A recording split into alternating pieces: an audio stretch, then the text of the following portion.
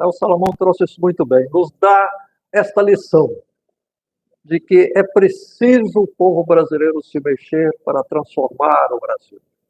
Porque, enfim, a dominação que o nosso povo sofre por esses grupos econômicos internacionais, dominação que o nosso povo sofre sobre as elites brasileiras aqui, né, que não permitem realmente uma sociedade mais justa.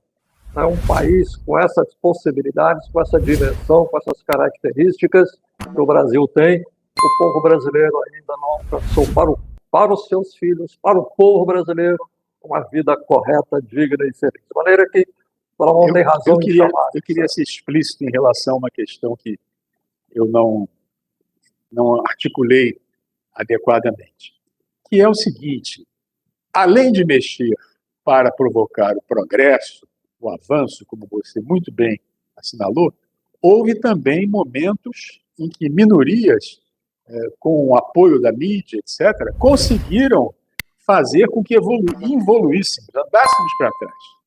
E isto, o mais recente episódio sobre isso, foi a tentativa de golpe em janeiro de 2023, e que, felizmente, foi contido, foi desarticulado, e agora estamos assistindo a esses desfiles de traição, de atuações inconcebíveis de militares, inclusive, né, que estavam tentando fazer-nos regredir naquilo que nós já havíamos avançado.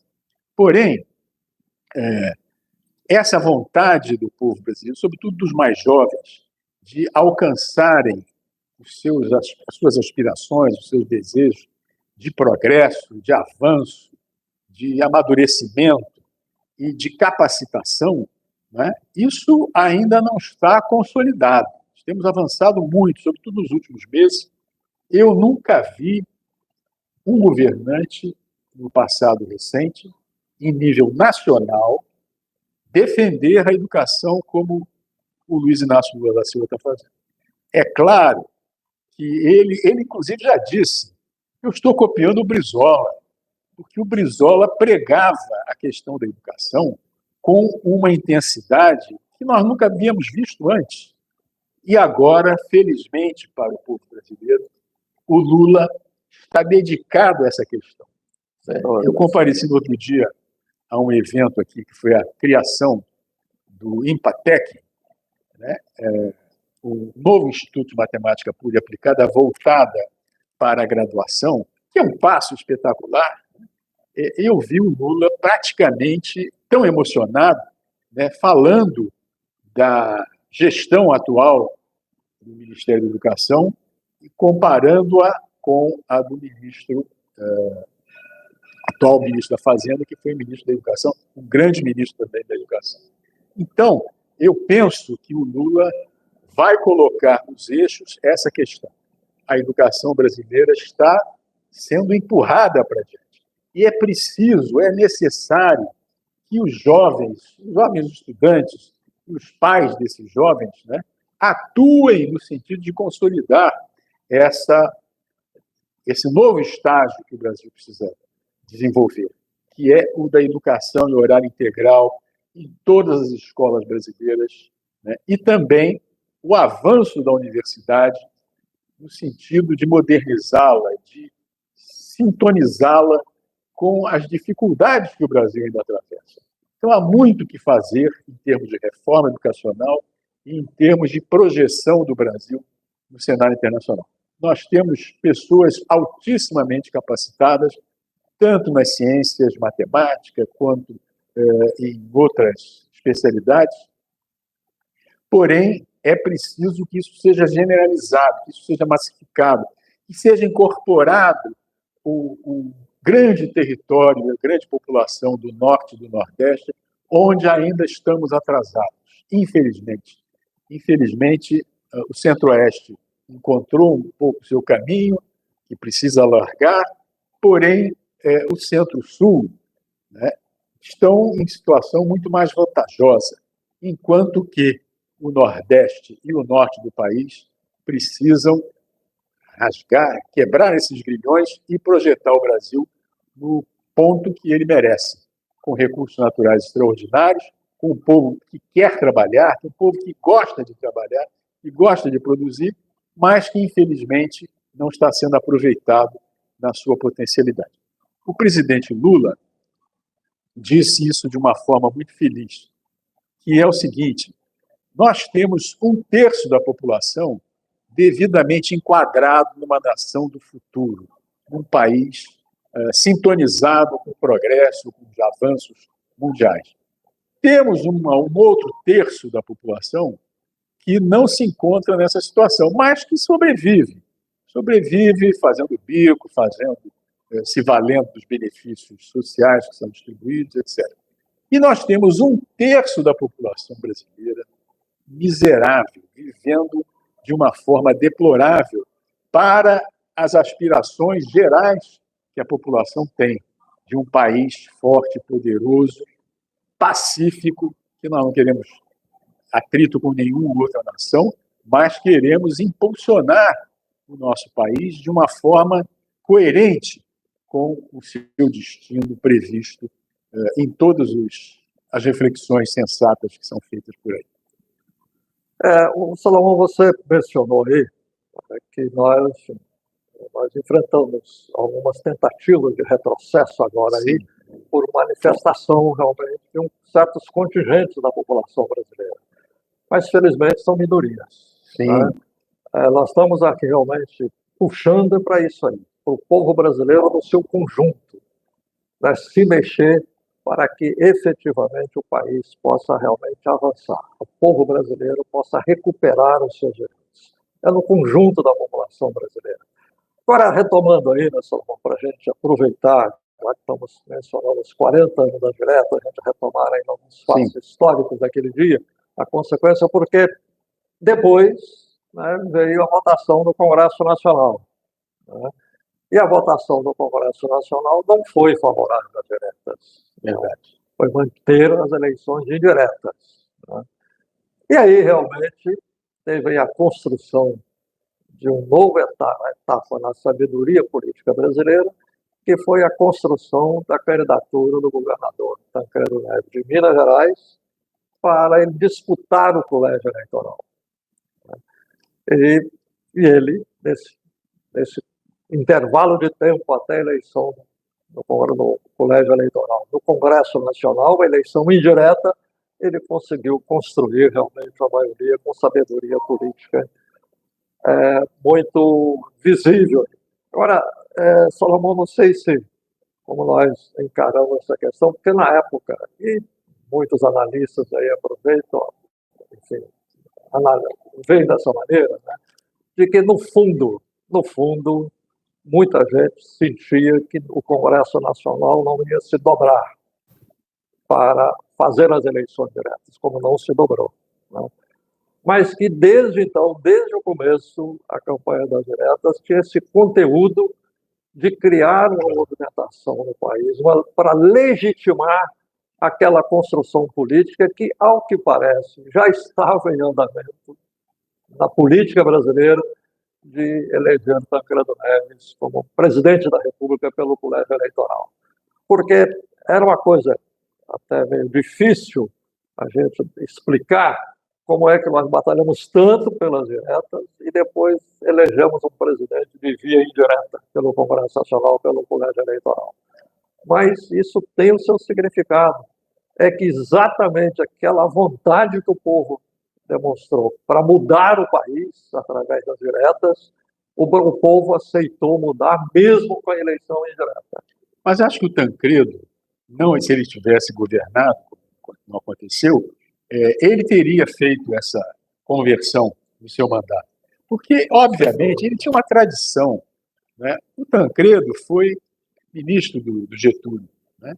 Foi um governador de Minas muito equilibrado, muito progressista. Então, eu não tenho dúvidas de que se ele tivesse assumido, de fato, o governo, né, como não aconteceu, né, em vez do Sarney, termos Tancredo, o caminho teria sido outro. Né? Então, foi graças à pressão que ele representou que ficou desmascarada aquela administração indireta de Sarney.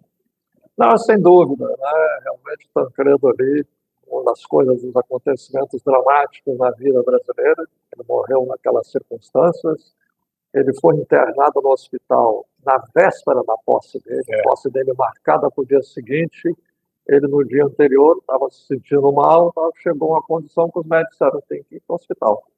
Na véspera da posse dele, uma das sessões dramáticas da vida brasileira que já aconteceram aí em muitos momentos, né? Mas enfim, o fato é que é preciso realmente reconhecer a construção de uma sabedoria política, né, que chegou a essa solução. Né?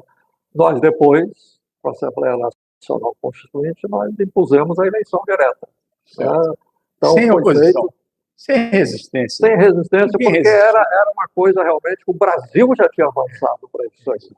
Esse é um dos grandes significados das diretas, que o Brasil se mexeu, o povo brasileiro se mexeu, e o povo brasileiro estava avançado para esse ponto, estava pronto, né, para assumir essa atitude e para superar aquele quadro da ditadura, né, que terminou.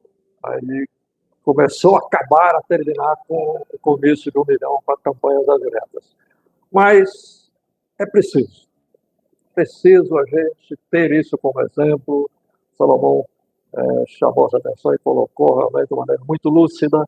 É preciso nós termos isso como exemplo, de que o povo brasileiro tem que estar mobilizado de uma maneira permanente. Né? Inclusive agora, ainda alguns resquícios sombrios na vida brasileira que só a mobilização do povo pode enfrentar isso com mais tranquilidade. Mas, acima de tudo, somente a movimentação do povo brasileiro é que nós podemos corrigir as injustiças cruéis da vida brasileira, que vem desde aí mais de 300 anos de escravidão, né, que vem realmente aí uma elite se apoderando das riquezas nacionais, transferindo boa parte disso aí para o exterior, né, com aquilo que o Brizola chamava de perdas internacionais, né, que a gente vê isso com muita clareza. Só um povo mobilizado. Povo mobilizado realmente é que nós podemos equacionar os problemas do Brasil, colocar o Brasil nos eixos, fazer o povo brasileiro ser dono do Brasil. O povo brasileiro só vai poder ser dono do Brasil com a mobilização, né, que realmente é preciso acontecer. Salomão, enfim, nossa conversa aqui foi muito rica, suas observações muito judiciosas, pertinentes. Eu não tenho dúvidas quanto ao seguinte: não tem no hemisfério sul nenhum país com as condições que o Brasil tem. Se você olha assim, energia solar, o Brasil tem tudo. Tem a maior extensão dentro do Equador, é ocupada pelo território brasileiro.